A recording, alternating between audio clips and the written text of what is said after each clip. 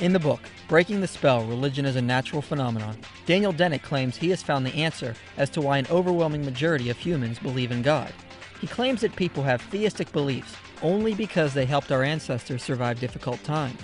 Belief in God may have given people hope and happiness, which lifted their spirits and allowed them to survive. So ancient people invented God, which in turn helped them to survive and pass on their genetic information to us.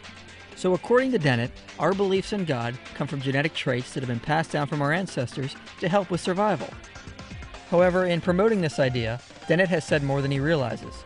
Towards the end of the God delusion, Richard Dawkins admits that since we are creatures of natural selection, we cannot totally trust our own senses, because evolution is only concerned with preserving traits that help a species survive, and not concerned with preserving traits that tell a species what is actually true about life. So if naturalism is true, and we are products of natural selection, then everything we know is only for survival, and not what is actually real. So what Dennett and Dawkins do not realize is if our beliefs in God are only there to help with survival, and are not true in any way, then how do we know if anything we believe is true? If naturalism is true, then all our beliefs are just traits that help us survive. Timothy Keller says it like this: evolution can only be trusted to give us cognitive faculties that help us live on, not to provide ones that give us an accurate and true picture of the world around us. Now you might be saying, well, wouldn't knowing what is true about the world be the most beneficial for survival? Not necessarily. It has long been argued that mild paranoia is much better for survival than an accurate assessment of your environment. Therefore, if evolution only passes on traits that help with survival, and mild paranoia is better for survival, then it logically follows that if naturalism is true, it is more likely that everything we believe to be true is actually a paranoid delusion, instead of an actual assessment of the environment. This argument has been a big problem for naturalists.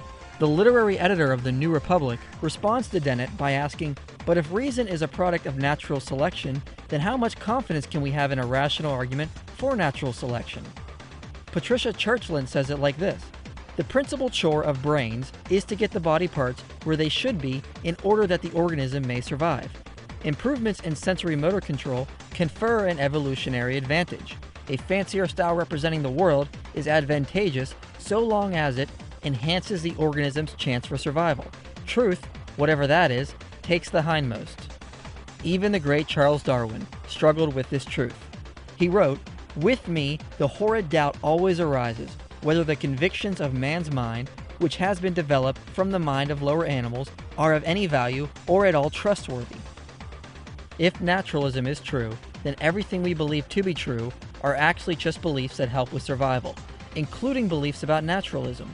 In other words, if naturalism is true, the belief in naturalism is just something we believe because it helps with survival, and we have no way of knowing if naturalism is even true. So the belief in naturalism defeats itself, because you can't believe in naturalism and believe it to be true. We also cannot logically trust what we find empirically.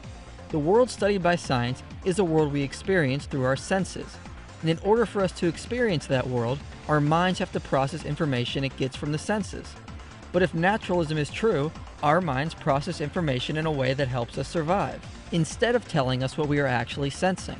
So how can one argue that everything he gets from his five senses is actually true about the world around him?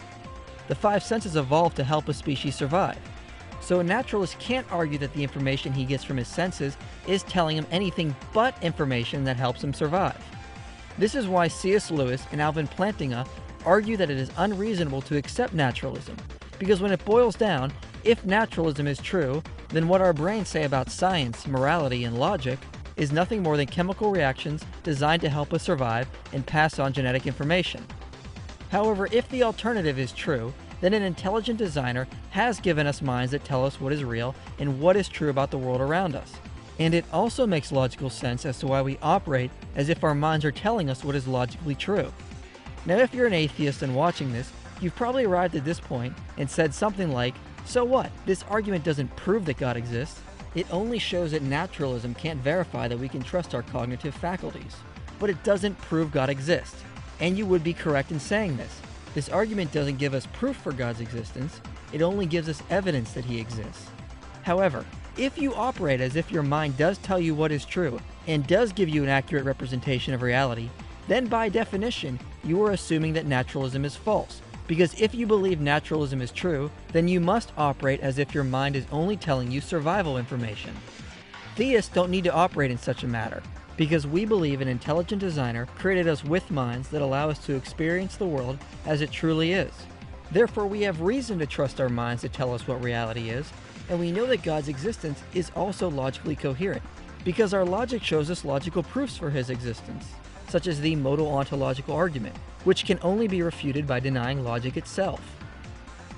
In conclusion, if you believe naturalism is true, then you cannot trust what your mind has told you is true. It may very well be that you believe naturalism is true only because your mind tells you, and not because there is any logical coherence of its validity. So you cannot operate as if anything you believe is factual.